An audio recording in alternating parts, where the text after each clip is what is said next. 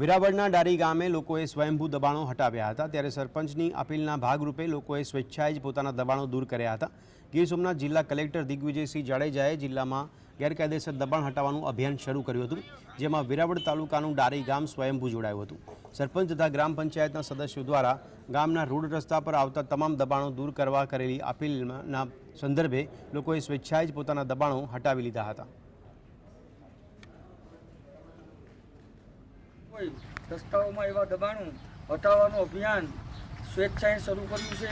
તેમાં અમારી ગ્રામ પંચાયતની ટીમ દ્વારા લોકોને સમજાવવામાં આવતા તાત્કાલિક લોકો ધોરણે સ્વેચ્છાએ લોકો મારું ડારીના તમામ લોકો આજે જોડાઈ ગયા છે અને પોતાની રીતના પોતાનું દબાણ જે કર્યું હોય તે પોતાની રીતના હટાવી અને એક ગીર સોમનાથ જિલ્લામાં મારા ગામના લોકોએ એક ઉદાહરણ સ્વરૂપે આજે કામ કર્યું છે। મારા ગામ માટે એના લોકો માટે ખૂબ અભિનંદન।